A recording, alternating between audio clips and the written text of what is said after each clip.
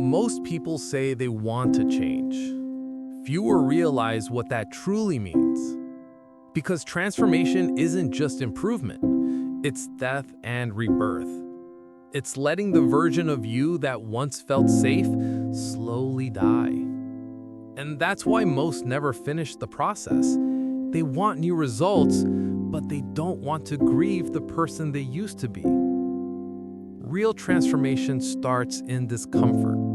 It begins the moment you realize that the life you've been living no longer fits.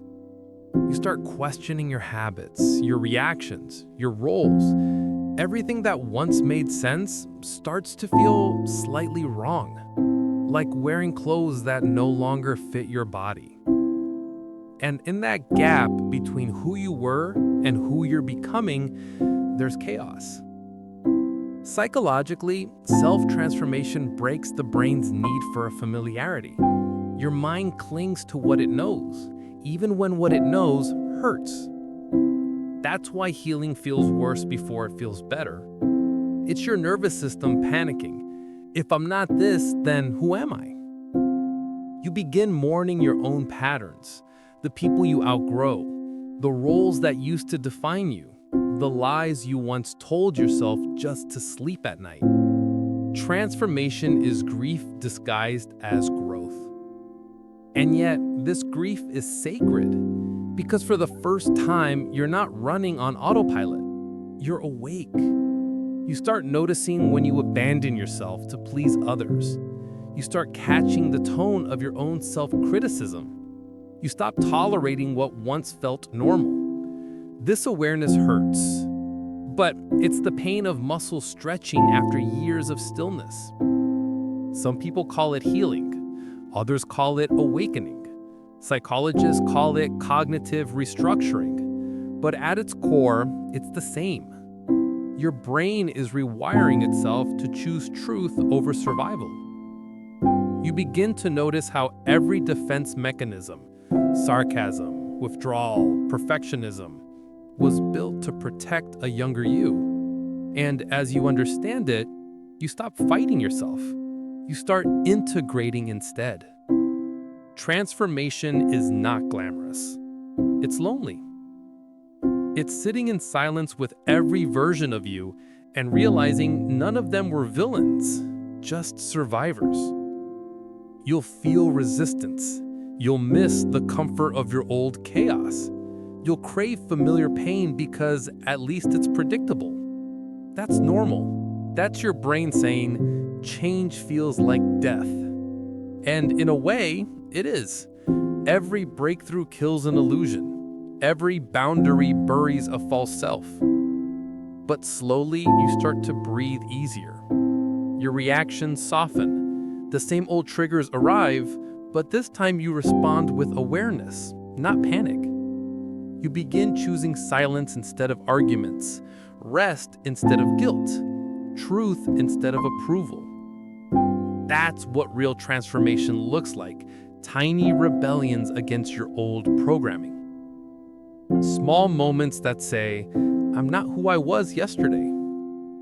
At first, no one understands. Friends might say you've changed, and they won't mean it kindly. But that's okay. You're not changing for applause. You're changing because pretending became too painful. Transformation demands solitude. It separates you from the crowd so you can finally hear your own voice. Then one day, without realizing it, you wake up different. Your thoughts are calmer. Your boundaries are firmer. Your peace no longer depends on who texts you back. You stop begging for clarity because you've learned to create it yourself. You stop chasing validation because you've met the part of you that no longer needs it. That is the quiet triumph of transformation. You finally become your own witness. And if you're somewhere in the middle of it, where nothing feels stable and everything feels uncertain, don't rush. You're not falling apart, you're reforming. The pain you feel isn't punishment, it's reconstruction. The person you're becoming is already watching you from the future, grateful you didn't give up when it got this hard. Because one day, you'll look back and realize you weren't changing into someone new.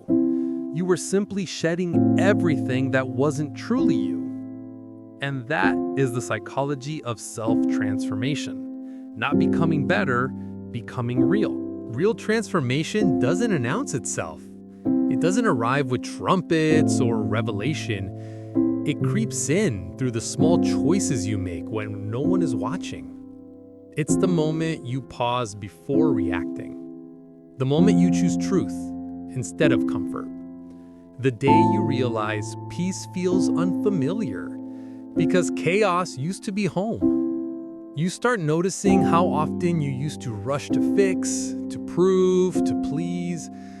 Now you breathe, you wait, you trust. You learn that healing doesn't mean never falling again. It means falling differently, consciously, and getting back up without self-hate. And perhaps that's the most radical form of change.